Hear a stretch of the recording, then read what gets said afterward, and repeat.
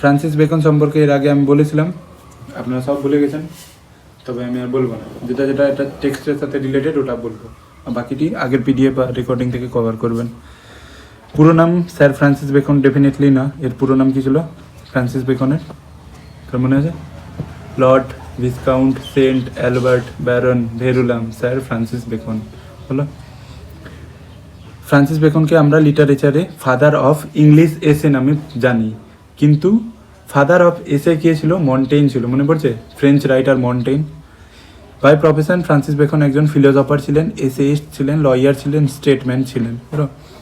Francis বেকনের একটা quotation হচ্ছে নলেজ ইজ পাওয়ার, এটা হচ্ছে ফেমাস তার কোটেশন। হ্যাঁ, আর ফ্রান্সিস বেকনকে আমরা ফাদার অফ সায়েন্টিফিক মেথড বলি, আর ফাদার অফ ইম্পাইরাল থিঙ্কিং, মানে যেটা কিছু আমি দেখবো বা ভাববো ওটা আমি লজিক দিয়ে ভাববো, এরকম না যে কিছু শুনে নিলাম আর ওটা আমি ট্রাস্ট করে নিচ্ছি, এমনি না। যা কিছু অভিজ্ঞতা আমি গেন করবো ওটা এক্সপিরিয়েন্স আর নলেজের থ্রু থেকে গেন করবো, ওটা হচ্ছে অভিজ্ঞতাবাদ, যাকে ইম্পাইরাল থিঙ্কিং বলছি হলো। আর ফ্রান্সিস বেকনের রাইটিং স্টাইল হচ্ছে শর্ট, তারপরে ওই অ্যাফোরিস্টিক, এগুলো বলেছিলাম না, মনে পড়ছে? অ্যাফোরিস্টিক হবে, শর্ট হবে, অনেকগুলো প্রভাব থাকবে, ল্যাটিন কোটেশন থাকবে, আর প্রত্যেকটা এসেতে যেগুলো লাইনগুলো লিখবে ওটা প্রত্যেকটা একটা একটা কোটেশন হয়ে যাবে, যেটা পরবর্তীকালে আমরা এখনো ইউজ করি, বুঝতে পারছি? অ্যাফোরিজম মানে হচ্ছে শর্ট থাকবে, কনসাইজ থাকবে, আর অ্যাফোরিজম মানে টু দ্য পয়েন্ট হবে, মানে সাইডে কোনো কিছু এক্সট্রা ইনফরমেশন না, যেটা বলতে চাইবে এক্স্যাক্ট ওটাই বলবে, বুঝতে পারছি? আর ফ্রান্সিস বেকন কোন টাইমে লেখালেখি করতো? রেনেসাসের টাইম পিরিয়ডে। রেনেসাস আমরা জানি, রেনেসাস পড়েছিলাম মিডিল এজের পর, আর রেনেসাসের পর age of enlightenment. Bacon was so influenced by humanism. হিউম্যানিজমটা কি? রেনেসাসের আগে কোন এজ ছিল? Dark age.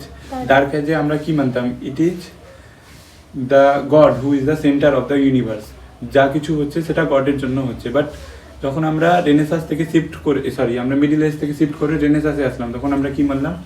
It is not god but the human who is the centre of the universe. মনে পড়ছে লাইনগুলো? বলেছিলাম যে ফ্রান্সিস বেকন হচ্ছে যে হিউম্যানিজমের কনসেপ্টটা দিয়েছিল, বুঝতে পারছিস? যে হিউম্যান হচ্ছে সেন্টারের, আর্থের কেন্দ্রে আছে, যে হিউম্যান যা ইচ্ছা তা করতে পারবে নিজের নলেজের মাধ্যমে, বুঝতে পারছিস? আর সায়েন্টিফিক মেথডটাকে প্রমোট করেছিল, ইম্পাইরাল রিজনিংটাকে প্রমোট করেছিল। আর একটা ফ্রান্সিস বেকনের ব্যাপারে একটা ভালো কথা, যে Francis Bacon was the first person who categorised library into 3 sections. একটা হচ্ছে পোয়েট্রি, একটা হচ্ছে হিস্ট্রি, আর একটা হচ্ছে ফিলোসফি। বলেছিলাম, মনে পড়ছে এগুলো? একটু একটু মনে পড়া উচিত। দেন ব্যাস এসব আছে, এবারে সেটা বলছি, অত পরে লাভ নেই।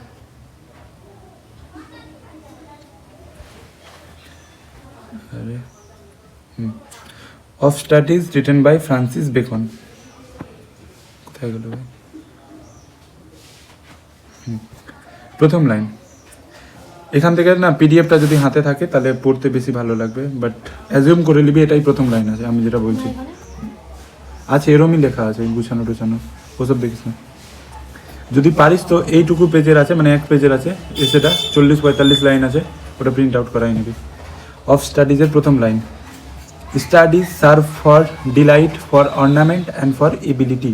মানে পড়াশোনা আমাদের জীবনে আনন্দ আনে, ডিলাইট মানে আনন্দ, আর অর্নামেন্ট মানে কথাবার্তায় সৌন্দর্য অ্যাড করে। এটা অর্নামেন্ট ইজ নট যেটা হচ্ছে আমরা গয়না ভাবি, ওটা না। অর্নামেন্ট ইজ সামথিং যেটা আমাদের পড়াশোনায় সৌন্দর্য অ্যাড করে, ওটা হচ্ছে অর্নামেন্ট। পড়াশোনা বলছি, কথাবার্তায় যেটা আমাদের বিউটি অ্যাড করে, ওটা হচ্ছে অর্নামেন্ট হলো। অ্যান্ড ফর এবিলিটি, এবিলিটি মানে প্রতিদিনের কাজ বা চ্যালেঞ্জকে জিতে নেওয়ার যেটা মানসিকতা, ওটা হচ্ছে এবিলিটি হলো। প্রথম লাইনে আমরা দেখলাম, at the very opening line of the essay Francis beacon admits 3 main reasons for study. First one is study provides us happiness. Second one is study কি যেন বলছি হচ্ছে study adds beauty in our conversation, and the last one is study helps us to take better decision in our life. তিনটা প্রধান উদ্দেশ্য হলো। এখান থেকে পরীক্ষায় কেমনি কোশ্চেন আসবে, এই লাইনটা তুলে দিবে, বলবে লোকেট অ্যান্ড এক্সপ্লেন। তাহলে লোকেটের পার্টটা কেমনি লিখবো? The above line has been taken from Francis Bacon's essay of studies written in the year of 1957 হলো, সালটা লিখে দিবি। তারপরে বলবে এক্সপ্লেনের জায়গায় কি লিখবি? Through this line beacon admits 3 main reason for study. First one is study gives us personal happiness. Second one is study adds beauty in our conversation. And the last one is study help us to take better decision in our life. হলো পারবি তো এটা লিখতে, এটা important line আছে। আচ্ছা দেখ, স্টাডির এমে আমরা কি পেলাম, একটা হচ্ছে ডিলাইট পেলাম, একটা হচ্ছে অর্নামেন্ট পেলাম, একটা হচ্ছে এবিলিটি। ডিলাইট মানে হচ্ছে আত্মার শান্তি, অর্নামেন্ট মানে হচ্ছে ব্যক্তিত্বের সৌন্দর্য, আর এবিলিটি মানে প্রতিদিনের চ্যালেঞ্জ জিতে নেওয়ার যেটা মানসিকতা, ওটা হচ্ছে এবিলিটি। হলো নেক্সট, এখানে ওটা গল্পটা লেখা আছে। At the very beginning of the essay Francis Bacon admits 3 main reasons for study. 3টা প্রধান কারণ বলেছি স্টাডির। First one is studies. Studies plural আছে তাই জন্য প্রোভাইড হলো। স্টাডিজ প্রোভাইড আস ডিলাইট, পড়াশোনা আমাদের জীবনে আনন্দ নিয়ে আসে। Which means we study for our personal happiness, যার মানে আমরা পড়াশোনা করি আমাদের নিজের খুশি থাকার জন্য। সেকেন্ড ওয়ান ইজ দে, মানে দে কার জন্য আসলে স্টাডিজের জন্য। স্টাডি কিরকম, নন লিভিং, তো নন লিভিং এর জন্য কি বলে প্রোনাউন কি আছে, ইট। সিঙ্গুলার হলে ইট, প্লুরাল হলে দে, তাই জন্য এখানে দিয়ে এসছে। They decorate our conversation with beautiful ideas, তারা আমাদের কথাবার্তা বা কনভারসেশনটাকে সুন্দর সুন্দর আইডিয়া দিয়ে ডেকোরেট করে। অ্যান্ড নলেজ, এবং নলেজ দিয়ে, যেটাকে আমরা অর্নামেন্ট বলছি। হলো and the last one is they make us more capable and skilled in order to take better decision in our life. এবং সবশেষে আমরা দেখলাম পড়াশোনা আমাদের জীবনে হেল্প করে, যাতে করে আমরা আমার জীবনে ভালো কোনো ডিসিশন নিতে পারি। হলো প্রথম লাইনটা পারবি তো? লোকেট অ্যান্ড এক্সপ্লেন আসলে এখানে কোশ্চেন আছে। Studies serve for delight, for ornament and for ability. Locate and explain এমনি কোশ্চেন আসবে। হ্যাঁ, what are the 3 purpose of studies according to Francis Bacon? 2 marks লিখতে পারবি তো এটা নিজে থেকে? ইজি আছে। Then next line number 2, their chief use. Chief use মানে মেন ইউজ, ঠিক। Their main use for delight in privateness and retiring. পড়াশোনার আসল আনন্দের জায়গাটা কখন? যখন আমরা একা থাকি। প্রাইভেটনেস অ্যান্ড রিটায়ারিং মানে কাট out from our busy life when we are alone. বুঝতে পারছিস? নিজের ব্যস্ততম জীবন থেকে যখন আমরা ফ্রি হই, একা কোনো কিছু পড়ি, ওটা হচ্ছে আমাদের প্রাইভেটনেস অ্যান্ড রিটায়ারিং এর মানে। বুঝা গেল?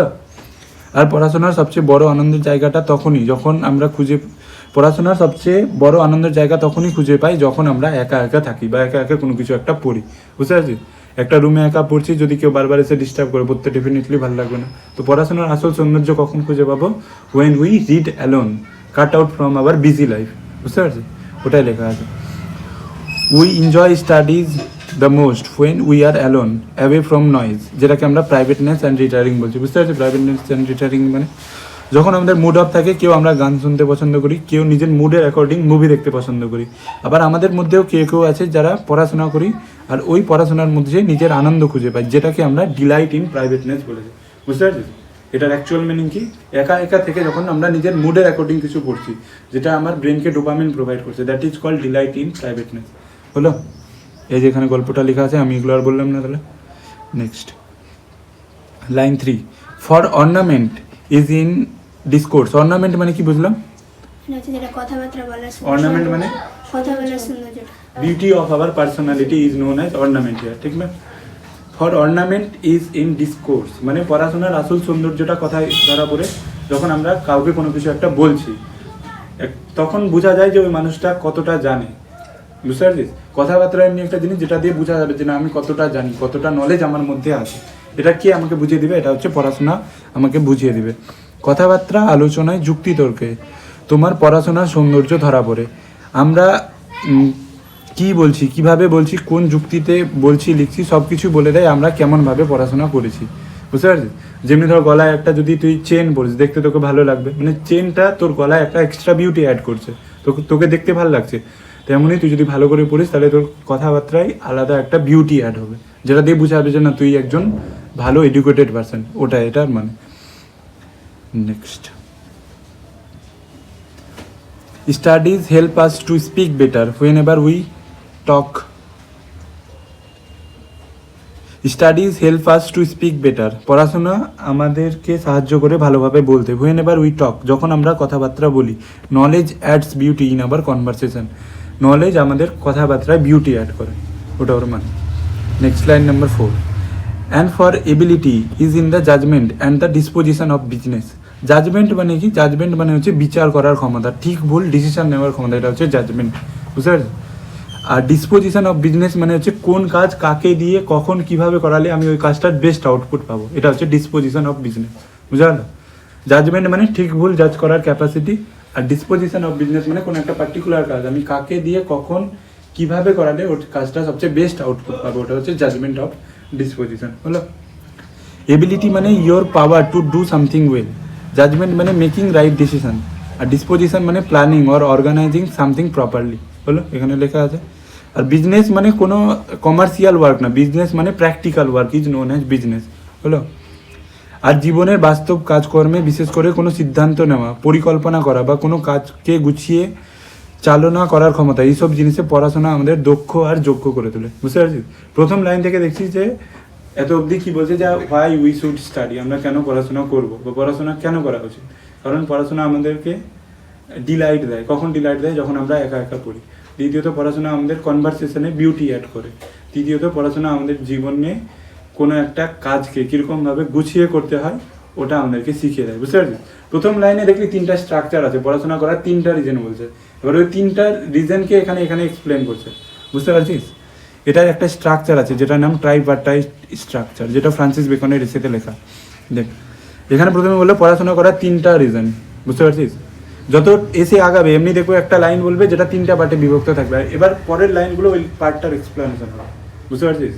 একটা লাইন তিনটা পার্ট, আর পরের 3-4টা লাইন ওই তিনটা পার্টকে এক্সপ্লেন করবে। দেন আবার একটা লাইন আসবে তিনটা পার্ট, দেন আবার ওই তিনটা পার্টকে এক্সপ্লেন করার জন্য 3-4টা লাইন। বুঝতে পারছিস? এটা একটা স্ট্রাকচার যার নাম ট্রাইপার্টাইট স্ট্রাকচার। বুঝা গেল? বুঝতে পারছিস? একটা লাইনের তিনটা পার্ট, আর পরের লাইনগুলো ওই তিনটা পার্টের এক্সপ্লেনেশন। তিনটা পার্ট মানে একটা লাইন তিনটা লাইন এই যে দেখ, একটা লাইনে তিনটা পার্ট আছে না, স্টাডিজ আর ফর ডিলাইট একটা, ফর অর্নামেন্ট দুটা, আর ফর এবিলিটি। এবার তারপরে লাইনে কি বললো, কখন আমরা আনন্দ পাই? যখন আমরা একা থাকি। বুঝতে পারছি? এটাকে এক্সপ্লেন করছে। তারপরে কি বলছে, অর্নামেন্ট। কখন অর্নামেন্ট অ্যাড হয়? যখন আমরা কথা বলি, তখন আমাদের কথাবার্তায় বোঝা যায় যে আমরা কত নলেজেবল। বুঝতে পারছি? মানে এটাকে এক্সপ্লেন করছে। তৃতীয়ত হচ্ছে এবিলিটি। এবার বলছি কীরকম এবিলিটি? কোনো একটা বড় কোনো কাজকে গুছিয়ে সাজিয়ে গুছিয়ে প্ল্যানিং ওয়াইজ করার জন্য আমাদের পড়াশোনা হেল্প করে। মানে প্রথমে তিনটা পার্ট বলছে, ওই তিনটা পার্টের এক্সপ্লেনেশন পরের লাইনগুলোর। এটা একটা স্ট্রাকচার যেটা হচ্ছে ট্রাইপার্টাইট স্ট্রাকচার, যেটা আমরা ফ্রান্সিস বেকনের রিসেতে দেখতে পাবো। বুঝতে পারছিস? এখন আরেকটা এমনি লাইন আসবে, তখন বুঝে যাবে আমি কি বলতে চাইছি ব্যাপারটা। This means that studies help a person to make good decision and manage work and business wisely. মানে পড়াশোনা কোনো একটা মানুষকে কোনো একটা কাজ বা বিজনেসকে গুছিয়ে করার ক্ষেত্রে হেল্প করে। It gives practical ability to জাজ রাইটলি। এটা আমাদেরকে একটা ন্যাচারাল এবিলিটি প্রোভাইড করে, যাতে আমরা করে প্রত্যেকটা জিনিসকে প্রপারভাবে জাজ করতে পারি। Organise important things properly in real life. প্রত্যেকটা জিনিসকে আমরা যাতে রিয়েল লাইফের সাথে প্রপারভাবে অর্গানাইজ করতে পারি, এটার ক্ষমতা আমাকে কে দেয়? এটা হচ্ছে আমাদের পড়াশোনা শিখিয়ে দেয়। হলো? Next, for expert man can execute and perhaps জাজ of particulars one by one. অভিজ্ঞ মানুষেরা কোনো একটা কাজ করতে পারে। এক্সপার্ট ম্যান মানে একটা মানুষ যে একটা নির্দিষ্ট ফিল্ডে স্কিল্ড, তাকে আমরা এক্সপার্ট ম্যান বলছি। এক্সপার্ট ম্যানরা কী করে? কোনো একটা নির্দিষ্ট কাজে পটু হয়, ঠিক না? Expert man can handle one situation at one particular time. হ্যাঁ, তারা কিন্তু সব জিনিসকে একসাথে গুছাতে পারবে না। এখানে ফ্রান্সিস বেকন বলছে যে পড়াশোনা করবো, বাট আমি কোনো একটা পার্টিকুলার ফিল্ডে যদি এক্সপার্ট হয়ে যাই, তাহলে আমার কী কী সুবিধা অসুবিধা হতে পারে। তো আমরা কী জানলাম? Expert man can handle one situation at a one time. বুঝতে পারছি? ওটাই এখানে লেখা আছে। অভিজ্ঞ মানুষরা কাজ করতে পারে, এমন কিছু খুঁটিনাটি বিষয় বিচার করতে পারে, কিন্তু সেটা খণ্ড খণ্ডভাবে, সেটা একবারে একটা জিনিস বিচার করতে পারে। এক্সপার্ট মানে people who have learned from practical experience, not from books.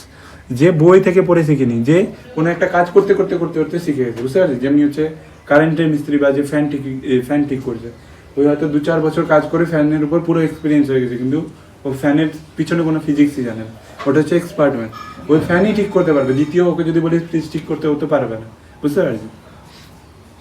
Perhaps জাজ অফ পার্টিকুলার্স মানে মে বি দে ক্যান জাজ স্পেসিফিক সিচুয়েশান। তারা একটা নির্দিষ্ট বিষয়কে জাজ করতে পারবে একটা সিঙ্গেল টাইমে। মানে এই ফ্রান্সিস বেকন কি বলছে? অনলি এক্সপিরিয়েন্সের থ্রু থেকে আমরা কোনো একটা নির্দিষ্ট জিনিস একবারে শিখতে পারি। বুঝতে পারছিস? তো বলছে যে এখানে আমরা দেখলাম যে beacon is comparing experience versus book learning here. He says an experienced or expert person is good at doing one a particular thing. একটা এক্সপার্ট মানুষ কোনো একটা জিনিস একবারে করতে পারে একটা কাজ, বাট অনেকগুলো কাজ একবারে করতে পারবে না। But A learned man or studies person knows how things are connected to one another. একটা কলকারখানায় কোনো একটা ধর মিস্ত্রি কাজ করছে যে 25 বছর থেকে মেশিনটা চালায়, এবার ও তো জানছে কীভাবে মেশিন খারাপ হলে ঠিক করতে হয় বা কিছু, কিন্তু ও এটা জানছে না মেশিনের বেশি ইউজ করছি তো আমার কি বলে গ্রিন হাউস বা গ্লোবাল ওয়ার্মিং হচ্ছে। এটা কে জানছে? এটা হচ্ছে জানছে একটা লার্নেড ম্যান। বুঝতে পারছিস পার্থক্যটা কি? ফ্রান্সিস বেকন বলছে যে না, তুমি এক্সপার্ট মানুষ হলে তুমি একটা নির্দিষ্ট বিষয় জানতে পারো, বাট তুমি যদি লার্নেড মানুষ হয় তাহলে তুমি জানতে পারো একটার সাথে অন্য জিনিস কীভাবে রিলেটেড। বুঝতে পারছিস? একটা ডক্টর যে আছে ও একটা ধরলে গাইনও আছে, ওই শুধু মেয়েদের শরীরের ব্যাপারে ভালো জানে, বাট একটা ম্যানেজার ওই হসপিটালে ও কী জানে কীভাবে ডক্টরের সাথে পেশেন্টের ভালো কানেকশন বসবে। বুঝতে পারছি? মানে ওভারঅল বিচার করার ক্ষেত্রে আমাকে কি বলে লার্নিংটাকে বেশি ইম্পর্টেন্স দিতে হবে নাকি এক্সপিরিয়েন্সটাকে। বুঝতে পারছিস? মানে এক্সপিরিয়েন্স উইথ লার্নিং এরকম ব্যাপারটা আছে, নট অনলি এক্সপিরিয়েন্স বা not only learning, experience with learning. বুঝতে পারছিস? ওটাই বলা আছে। Only by experience we can learn one particular thing at a single time. Only এক্সপিরিয়েন্সের দ্বারা আমরা একটা জিনিস একবারে শিখতে পারবো, but with study and experience we can understand things in a broader way. কিন্তু আমরা স্টাডিকে যদি এক্সপিরিয়েন্সের সাথে অ্যাড করি তাহলে কীভাবে বড় জিনিসগুলো একটা অন্যটার সাথে কানেক্টেড ওটা আমরা জানতে পারবো। হলো হলো 5, এটা 6 নম্বর। But general counsels and the plots and marshalling of affairs come based from those that are learned. And এখানে মানে জেনারেল কাউন্সিল মানে যে ওভারঅল একটা প্ল্যানিং দিতে পারে, যে বৃহৎ কোনো প্ল্যানিং বা বৃহৎ কোনো পরিকল্পনা বা বৃহৎ কোনো কাজকে গুছিয়ে ডিসিশন নেওয়ার ক্ষেত্রে আমাকে কে হেল্প করবে, ওটা হচ্ছে লার্নেড মানুষ। লার্নেড মানুষ কারা? যাদের কাছে নলেজও আছে, যাদের কাছে এক্সপিরিয়েন্সও আছে। বুঝতে পারছি? মানে এখানে এই দুটো লাইনে আমি কি দেখলাম, experience versus knowledge. Francis Bacon কি বলছে, অনলি এক্সপিরিয়েন্স না অনলি নলেজ? ফ্রান্সিস বেকন বলছে নলেজ উইথ এক্সপিরিয়েন্স। বুঝতে পারছি? Knowledge only is not enough বা experience is not only enough. If we combine knowledge with experience then it is best. বুঝতে পারছি? এটা হচ্ছে বলার মানে, ওটা লেখা আছে এখানে। He just says that experience man, এখানে এক্সপিরিয়েন্স হবে না, expert man can do small task and জাজ one thing at a single time. বুঝতে পারছি? এক্সপার্ট ম্যান একটা কাজকে জাজ করতে পারে, but big and wise planning organising of important matters are best done by learned person. কিন্তু বড় কোনো কাজকে বা বড় কোনো প্ল্যানকে প্রপারভাবে অর্গানাইজ কে করবে? লার্নেড মানুষ। বুঝতে পারছি? ধরলে মালদায় এক্সপো এসছে, 25 বছর থেকে একটা দোকানদার এক্সপোতে মেলা বসাবে, ওই ভালো, ওই কি মেলাটাকে অর্গানাইজ করতে পারবে? পারবে না। অর্গানাইজ কে করবে? ওখানকার ডিএম করবে। ওই বলবে যে হ্যাঁ এটা থেকে 10টা গেট বানায় দে, ওখান থেকে 5টা গেট বানায় দে, মানুষ এটা দিয়ে ঢুকবে, এটা দিয়ে বেরোবে। কিন্তু একটা ডিএম কী ভাববে, যে আমি কীরকমভাবে মেলার অ্যারেঞ্জমেন্ট করি যে মেয়ে ছেলের মাঝে কোনো দাঙ্গা না হয়, বা হুট করে যদি মেলায় আগুন লেগে যায় তো আমার এমার্জেন্সি এক্সিস্ট কটা আছে, হুট করে কারো মাথা ঘুরে গেলো তো মেলায় কোনো টেম্পোরারি মেডিকেল কেয়ার আছে বা নাই। বুঝতে পারছিস? মানে experience is not only enough, এডুকেশনও not only enough, education with experience is best. বুঝতে পারছি? ওটা হচ্ছে বলতে চাইছি। বুঝা গেলো এটা? নেক্সট তারপরে যেটা বলছে, এই যে একটা কোশ্চেন আছে, difference between abilities of expert man and a learned man according to beacon. লিখতে পারবি তো? এক্সপার্ট ম্যান আর লার্নেড ম্যানের মধ্যে বেকন কি পার্থক্য বলেছে? লিখতে পারবি তো? Expert man is good at doing one particular thing at a one time. He can judge one particular thing at a one time. But on the other hand, learned man can't do big planning. Can manage broader things and also know how things are connected to one another. Francis Bacon admits knowledge with experience, not only knowledge but not only experience. এমনি করে লিখতে লাগলো, লিখতে পারে।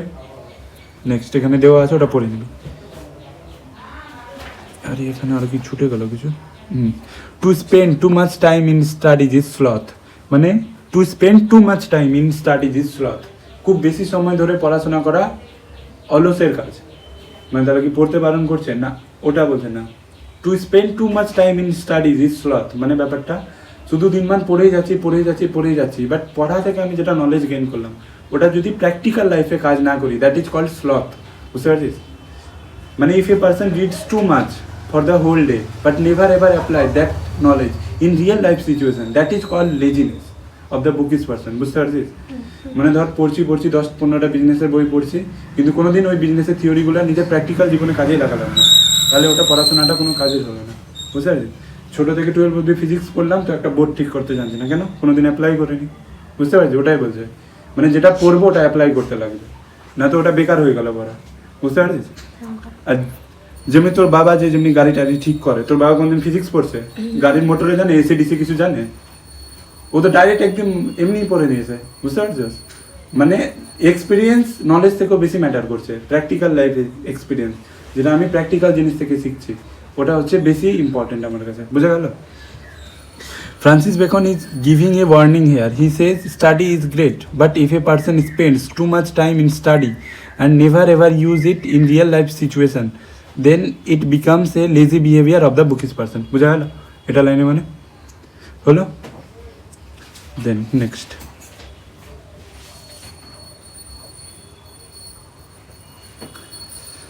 To use them too much for ornament is affection. Ornament মানে মানে হচ্ছে কথা কনভারসেশনে যে বিউটি অ্যাড করে। বিউটি অ্যাড করে। To use them too much for ornament is affection, মানে পড়াশোনাটার আসল উদ্দেশ্যই যদি আমাকে শো অফ করা হয়, তাহলে ওটা হচ্ছে ভণ্ডামি। অ্যাফেকশন মানে ভণ্ডামি, বুঝতে পারছিস? অনেকগুলো ফ্রেন্ড।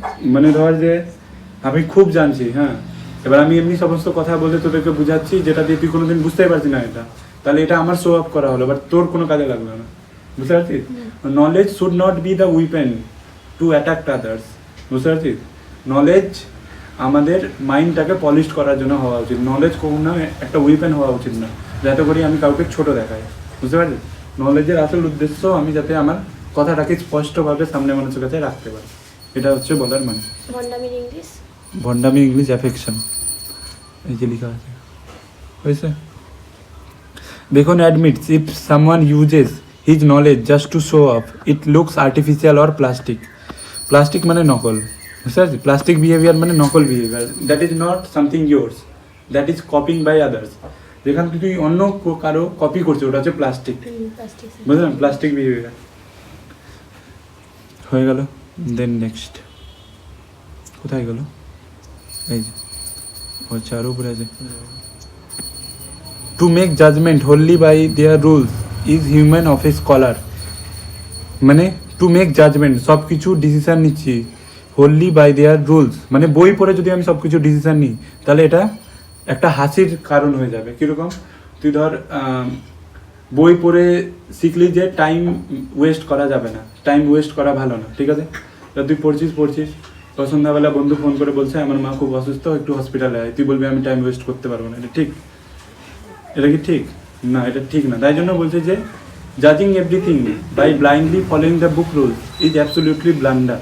কখনো কখনো আমাকে উই শুড জাজ everything by realising the practical life situation, তখন আমরা যেটা জাজ করব ওটা ঠিক। মানে বইয়ের মধ্যে যেটা লেখা আছে ওটা কন্ডিশনাল লেখা আছে, বুঝতে পারছিস? মানে বইয়ের সব কিছু ফলো করবো না, ওটাকে আমি প্র্যাকটিক্যাল লাইফের এক্সপিরিয়েন্সের সাথে মিলাই দেখবো, বুঝতে পারছিস? ওই জন্য তো ফ্রান্সিস বেকনকে ফাদার অফ ইম্পায়ারিজম বলা হয়, বুঝতে পারছিস? অভিজ্ঞতাবাদের জনক। যেটা আমি পড়বো, যেটাই কিছু ট্রাস্ট করবো, ওটা আমি নিজের এক্সপিরিয়েন্সের বেসিসে করবো, বুঝতে পারছিস? সেটা বইয়ে লেখা হোক না কেন, বুঝে গেল? If a person always judge everything by following book rules without understanding the practical situation, then it is the foolish behavior of the bookish person. তাহলে এটা একটা কি বলে মূর্খমির কাজ হবে, হলো? Next line number 10, they perfect nature and are perfect by experience. They perfect nature, they বলতে studies, perfect nature and are perfect by experience, মানে পড়াশোনা আমাদের স্বাভাবিক গুণগুলোকে পূর্ণতা দেয়, আর সেই পড়াশোনাই পূর্ণ হয় বাস্তব জীবনের অভিজ্ঞতা দিয়ে। মানে education is not only enough, যতক্ষণ না ওটাকে আমি রিয়েল লাইফের এক্সপিরিয়েন্সের সাথে কাজে লাগাবো, বুঝতে পারছিস? পারফেক্ট নেচার মানে study polished and refine our natural qualities, এটা হচ্ছে পারফেক্ট নেচার, হলো? And perfect by experience,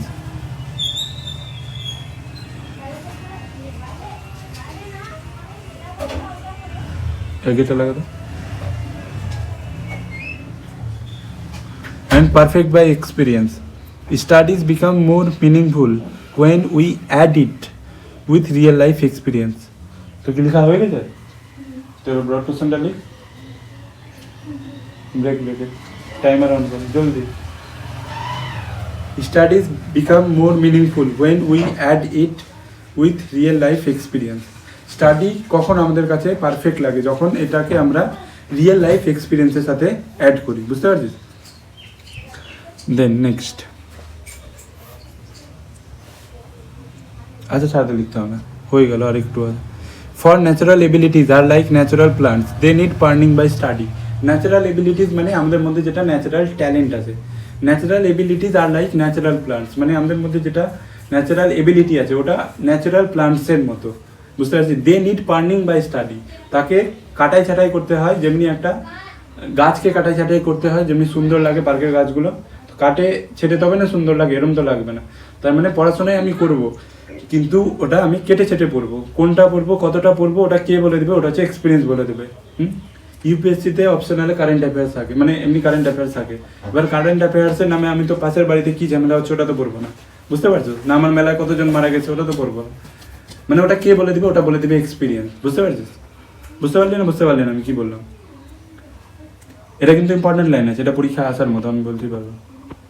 for natural abilities R like natural plants মানে every man born with some natural talents, and just like wild plants needs pruning in order to grow beautifully, our talents need study in order to polish that, বুঝতে পারছিস? যেমনি প্রাকৃতিক গাছকে কাটাই ছাটাই না করলে সেটা ভালো লাগবে না দেখতে, তেমনি আমাদের যদি ট্যালেন্টকে আমরা যদি সঠিকভাবে পড়াশোনা না দিই, প্রপার এডুকেশন না দিই, তাহলে সেটা গ্রো করবে না ভালো। তো ম্যাডাম গান ভালো জানে, ম্যাডাম তো সুর তাল কিচ্ছু বোঝে না গানের, ভুল করলে আমরাও বুঝবো না। ম্যাডামের সুর তাল আনার জন্য ম্যাডামকে প্রপার পড়তে লাগবে, বুঝতে পারছো? মানে ন্যাচারাল এবিলিটিস, কিন্তু ওটা যখন ভালোভাবে না পড়বে তখন ওটা শিখতে পারবে না। কিন্তু ও কার কাছে পড়বে? আমার কাছে, আমি তো নিজে গান জানি না। ওটা কার কাছে পড়বে? যে এক্সপিরিয়েন্সড ওই ফিল্ডে, তার কাছে গিয়ে পড়তে লাগবে, বুঝে গেল ব্যাপারটা? Next, and studies themselves do give forth directions too much at large scale except they be bounded by experience. ওটাই বললাম যে আর পড়াশোনায় শুধু এনাফ না, পড়াশোনাটা করতে হবে, কতটা করতে হবে, কখন করতে হবে ওটা কে বলে দেবে আমাদেরকে, ওটা এক্সপিরিয়েন্স বলে দেবে, বুঝতে পারছিস? বাউন্ডেড বাই এক্সপিরিয়েন্স মানে guided by experience. Education is not only enough, we should read, but সেটা গাইডেড বাই এক্সপিরিয়েন্স হতে হবে। সেটা যা কিছুই পড়ে যাবো সেমনি তো না, একটা ওটা লিমিট থাকবে, কোনটা পড়বো কতটা পড়বো, যাতে আমি কম সময়ে বেশি জিনিস গেইন করতে পারি, বুঝতে পারছি? ওটা হচ্ছে গাইডেড বাই এক্সপিরিয়েন্স। নেক্সট, তো হয়ে গেল আর কি, 50টা, এখন 12টা হলো। ভয় লাগতো? ভয় লাগা কোনো ব্যাপারই না, এটা তো সবচেয়ে সোজা। ভয় তো লাগবে। ওই যে ওটা লাইনের explanation, just like a wild tree needs pruning to grow beautifully, your talent needs study and your study needs experience to become meaningful, বুঝতে পারছিস? যেমনি একটা বন্য গাছকে সঠিকভাবে গ্রো করার জন্য পার্নিং করতে লাগে, বুঝতে পারছিস? তেমনি আমাদের স্টাডিকে, আমাদের ন্যাচারাল ট্যালেন্টকে সঠিক ডাইরেকশনে গ্রো করার জন্য আমাদেরকে প্রপার স্টাডি লাগবে, যেটা অবশ্যই এক্সপিরিয়েন্স দ্বারা গাইড হবে। এমনি না যে কিছু করে নিচ্ছে মুখোটায়, না, সেটা কে পড়াবে, কতটা পড়াবে ওটা ডিসাইড করবে এক্সপিরিয়েন্স, বুঝা গেল? Is it clear? নেক্সট, এবার ভালো লাগবে সবাইকে, ওকে ভালো থাকবে। এবার কি কি পড়লাম ওখানে দেখ, এখানে ভালো করে বড় একটা সামারি লেখা আছে। At the very beginning of the এসে beacon admits why we should study. প্রথমে দেখলাম বেকন বললো যে কেন আমরা পড়াশোনা করবো, বুঝতে পারছি? First one is studies give personal joy. Study আমাদেরকে পার্সোনাল জয় দেয় হুইন উই আর অ্যালোন, যখন আমরা একা থাকি, হলো। They also decorate our speech, সেটা আমাদের স্পিচটাকে ডেকোরেট করে। And conversations with beautiful ideas and knowledge, হলো second line. They also improve our decision making abilities and help us to handle real life problems in better way, বুঝতে পারছি? Real লাইফের প্রবলেমগুলোকে better ওয়েতে হ্যান্ডেল করে। Next, then Bacon suggest a balance between study and practical experience, হলো। তারপরে দেখলাম যে বেকন বলছে যে কি করে আমরা পড়াশোনাটাকে ব্যালেন্স করব, স্টাডি না এক্সপিরিয়েন্স, কোনটাকে আমি চুজ করবো, বুঝতে পারছি? Expert man are good at doing one particular thing at a one time. Expert man একটা নির্দিষ্ট কাজকে নির্দিষ্ট সময় ভালোভাবে করতে পারে, হলো। But learned man can plan wisely, give big advice and organise important things properly. কিন্তু লার্নেড মানুষ বড় বড় কাজকে গুছিয়ে করতে পারে, বুঝতে পারলে? In short, experience helps in action but study helps in vision. Experience তোকে অ্যাকশন নিতে কাজ করবে, কিন্তু স্টাডি তোকে ওই জিনিসটার প্রেজেন্ট ফিউচার পাস্ট দেখাতে সাহায্য করবে। বুঝতে পারছো? নেক্সট, দেন বেকন ওয়ার্নস আস, তারপরে বেকন একটা ওয়ার্নিং দিয়েছে যে that study too much without applying that knowledge in real life experience is laziness. পড়াশোনা করা বাট পড়াশোনাটাকে রিয়েল লাইফে কাজে না লাগানো ইজ কল্ড লেজিনেস। বোঝা যাচ্ছে?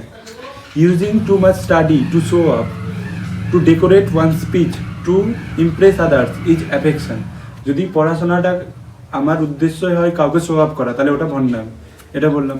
জাজিং everything by following books without understanding practical real life condition is blunder. প্রত্যেকটা জিনিসকে প্র্যাকটিক্যাল রিয়েল লাইফের সিচুয়েশন ইগনোর করে জাজ করা, সেটা হচ্ছে বোকামির কাজ। Next Bacon admits we all are born with some natural talents. তারপরে দেখলাম বেকন বললো যে আমরা প্রত্যেকটা মানুষ কোনো না কোনো ন্যাচারাল ট্যালেন্ট নিয়ে জন্মাই। বুঝতে পারছি? But without proper study those talents stay wild and unpolished. কিন্তু প্রপার স্টাডি ছাড়া সেই ট্যালেন্টটা আনপলিশড দেখায়। বুঝতে পারছি? Proper study saves those talents just like pruning saves plants. Proper study ওই ট্যালেন্টটাকে বিউটিফুলিভাবে সেভ করে, যেমনভাবে পার্নিং একটা গাছকে বিউটিফুলিভাবে ডেকোরেট করে। হলো? Then he says sometimes study gives us too many ideas, too many direction. তারপর বলছে যে কোনো কোনো সময় স্টাডি আমাদের অনেক রকম আইডিয়া দেয়, অনেক রকম ডাইরেকশন দেয়, which may not be always practical, যেটা সবসময় ঠিক না হয়। Only real life experience can handle us to understand. Cable real লাইফের সিচুয়েশান আমাদেরকে বুঝতে শেখায় যে how to use and when to use them. কখন কিভাবে আমরা ওই নলেজটাকে সাহায্য করবো, কাজে লাগাবো। হলো? এটা বড় সামারি, এবার ছোট সামারি। প্রথমে দেখলাম বেকন বলছে, Bacon says studies are useful for joy and better conversation and wise decision. প্রথম লাইন মনে পড়ছে? শেষ। এটি 12টা লাইন শেষ, এটা 12টা লাইনের সামারি আছে, মাইক্রো সামারি। 12টা লাইন দেখ। প্রথমে বলছে Bacon says studies are useful for joy, study পড়াশোনায় আনন্দ আনে, বেটার কনভারসেশনে হেল্প করে, অ্যান্ড ওয়াইজ ডিসিশনে হেল্প করে। Experience help us to apply the knowledge in real life situation. Experience আমাদেরকে হেল্প করবে সেই নলেজটা কীভাবে রিয়েল লাইফে কাজে লাগাতে পারবো। Too much study without applying that knowledge in real life is laziness. এটা বললাম। তারপরে আমরা বললাম জাজিং everything only by books is foolish. এটা বললাম তো। Then natural talent must be refined by study. Natural ট্যালেন্টকে রিফাইন করার জন্য স্টাডির প্রয়োজন। And study must be guided by experience. এবং স্টাডিকে অবশ্যই এক্সপিরিয়েন্স দ্বারা গাইডেড থাকতে হবে। হলো? এটি বললাম। That's it.